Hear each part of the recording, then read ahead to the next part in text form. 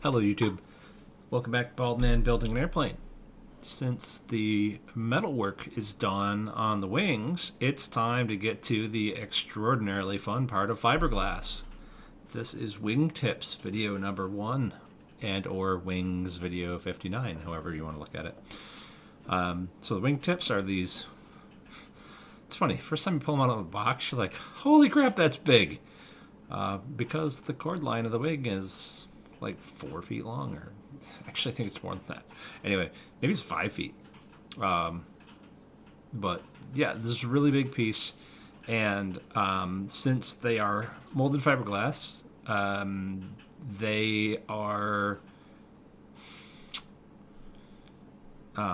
made in such a way that there's excess to trim off.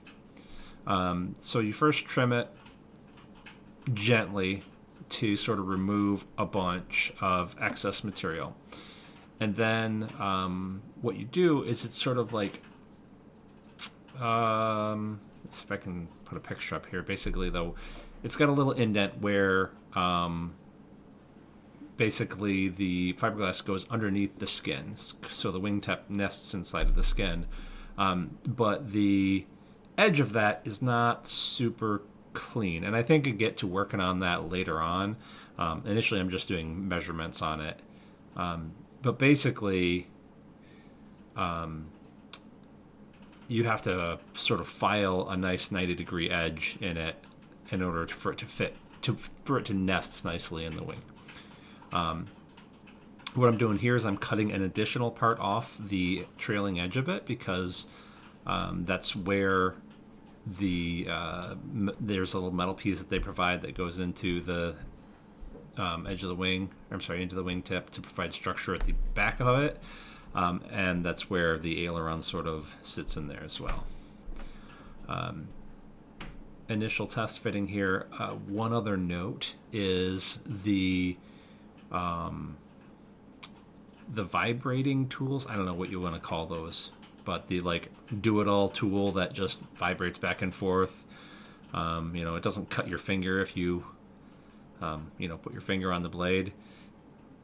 It works really well on the fiberglass parts to sort of trim away excess. I was very pleased at how it worked. So here, I think I made marks to file it down. Basically, I put it on the wing initially to sort of understand how it fit, and then you take it back. Basically, there's the end rib on the wing sits up, also sits just inside the skin, and there's a 1/4 inch, maybe now I think it's more like a 1/2 inch gap that between the end rib and the edge of the skin, and that gap is where this wingtip sort of nests in. And if you haven't sanded enough off, then it won't fit in there very nicely. So this is my initial okay, here we go, let's get it fitted. I decided to use duct tape to sort of hold it in place, and then what the instructions have you do is they say, hey, put a ratchet strap on it in order to sort of bulge it out. And when you bulge it out like that, it allows you to start drilling the holes. So first they say do number 30s or number 40s, and then I think a while after that they say do number, 19s or something like that.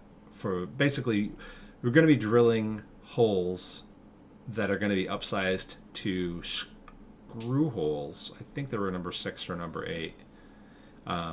For nut plates that go on the inside of the fiberglass.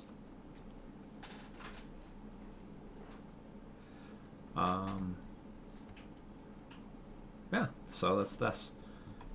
This is gonna be a little bit before Oshkosh. I am going to Oshkosh with my wife. It'll be our first trip, and maybe see some people there. I don't know. Maybe some people from Slack, some people from elsewhere. We'll see.